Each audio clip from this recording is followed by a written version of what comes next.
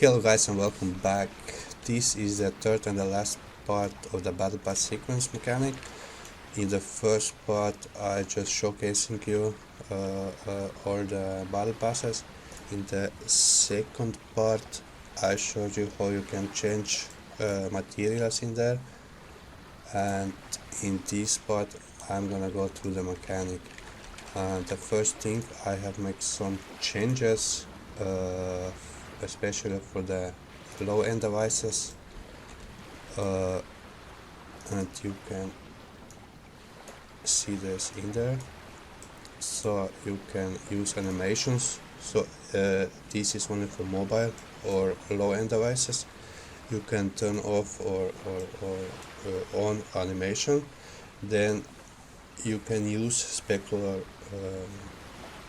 metallic and roughness or not, depends on you. So this is adjusted material, this is for animation here, and this is for the specular. Then I have made changes here. So as you can see, this is if I change this to SM6 shader, looks like this, and also for SM5 DirectX 11, and for mobile it looks like this, and you can adjust this in here. So you can also for mobile use this SMR texture, or you can disable it. It's just a details, and yeah. So let me remove this, and let me go back to SM6. Just save. Okay, so this is the main island. This grid represents the mechanic, and this is spawn island. So I'm gonna just push the changes.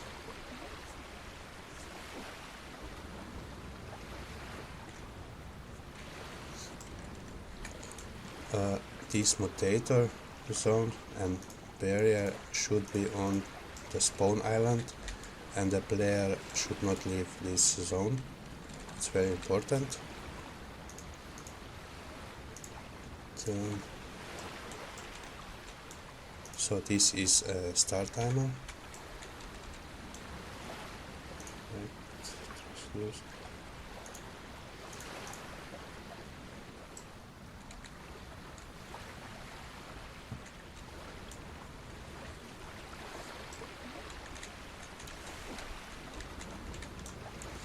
Okay, let me talk about the logic. So this grid here represents the spawn island or pregame lobby, however you're gonna call it. Keep in mind, if you're gonna move devices, these player spawners should be inside the barrier device, and the player should not exit this mutator zone. So this is only important for player spawners. So then on the game start or round start, this timer is triggered. Adjust the timer as you need, duration. You can also change the name here or add a widget or something. So when this timer is done, it will disable all the player spawners, and it will activate this randomizer. So this randomizer will then pick one of the four scenarios. So you can see scenario 1, 2, 3, and 4. So in this case we have scenario 3. It will trigger both these triggers. So the first trigger is for enabling teleporter bus 3. So this is for the players. Message feed is only for debugging, and this will also enable the mutator.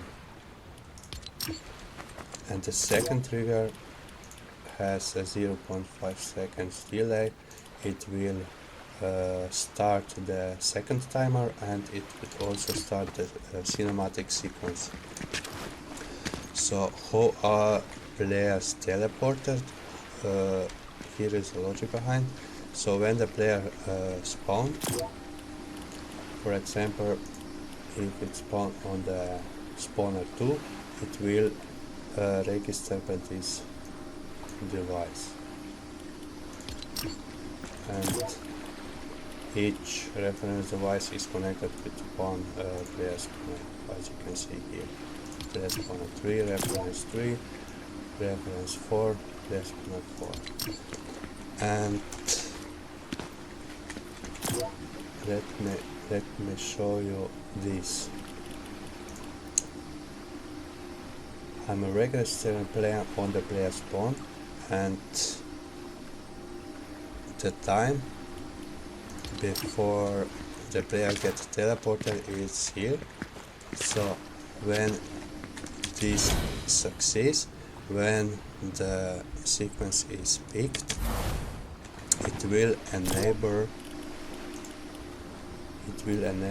here, it will activate mutator, and this is why it's important that the players are in this mutator zone, because it will activate it, and on activated it will send the player to one of 4 battle passes. All these teleporters are disabled on the game start, so it will not teleport to everyone, but only on one, which will be enabled. So for example, in this case the sequence 3 is picked, so the player will teleport to the bus 3, and it will also register for the input trigger. So this is input tanks for the Battlebus driver.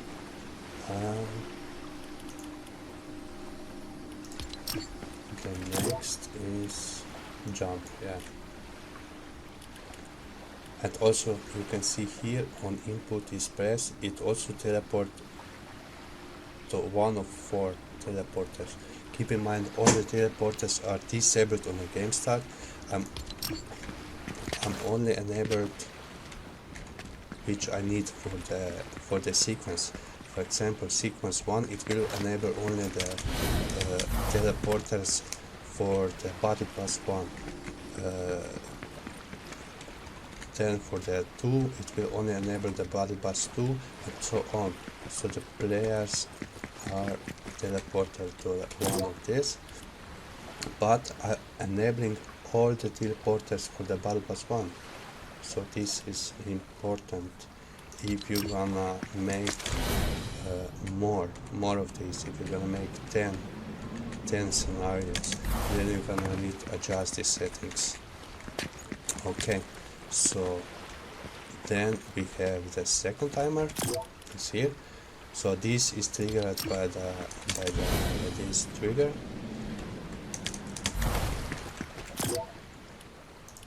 As you can see, cinema trigger. So it starts on however on which one it will be triggered. Also these are disabled on the game start. So on success,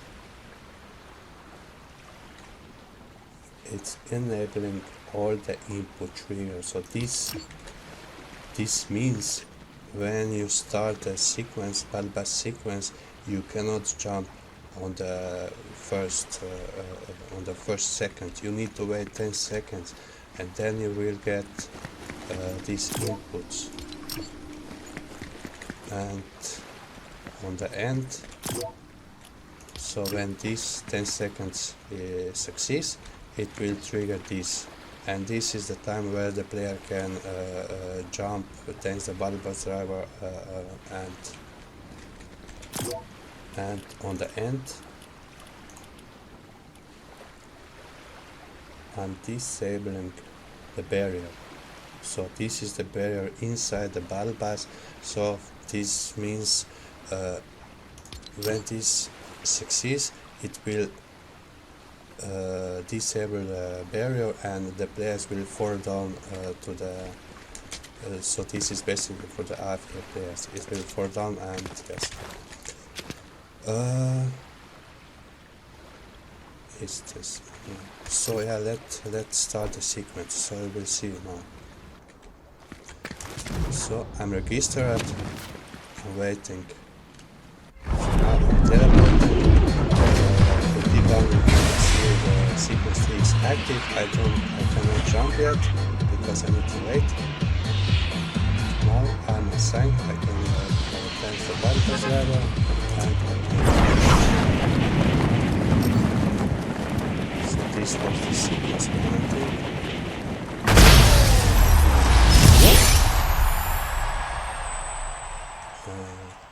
And now I'm gonna start again, and now let me see what sequence will be picked. Sequence 2 is active. Now I can do anything before this timer is complete, and it will assign me the input. So also if I don't change the Battlebus driver and just jump, it will remove this inputs. Okay, let me show the sequence. Sequence is inside this folder, so we have 4 sequences for 4 Battlebuses. So here is the 1, the second is here, third is here, and the fourth is here. So I'm gonna just open the Battlebus sequence 1. So the sequence duration is 70 seconds. So keep in mind we have 2 timers in here. These are 10 and 50 seconds. So these 10 seconds will start on this sequence start. This is until the player can jump, and then we have another 50 seconds where the player can jump and thanks the bus driver. This is until 60 seconds, and when this timer is success, it will disable the mutator zone. It will disable the barrier device, and the AFK players will drop down, and then will sequence continue 10 seconds. So keep in mind this cinematic sequence, it's longer than these 2 timers together. So let's go back to this one.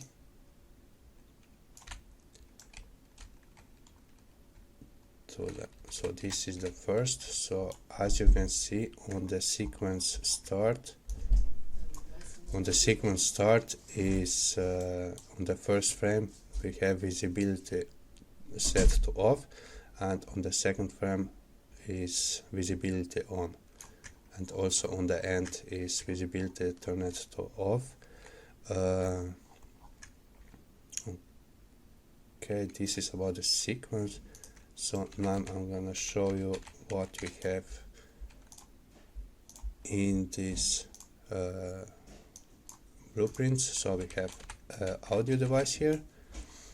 You can adjust the volume. You can also add your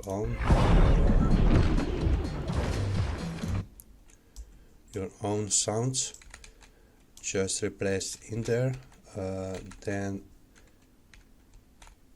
Then when the players are teleported, are inside this barrier,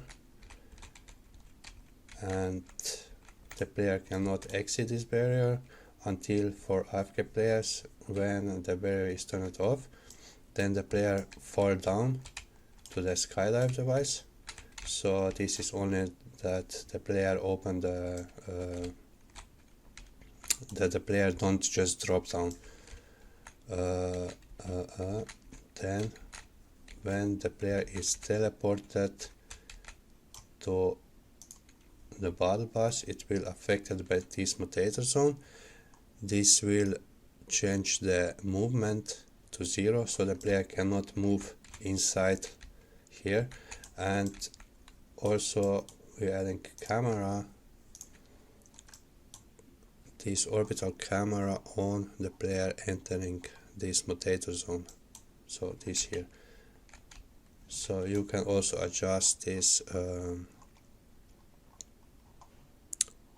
maybe you wanna adjust the distance and offset of the camera, so you can play around with this. And yeah, that's, I think it's pretty much it for this tutorial. So you have everything here, everything what you need.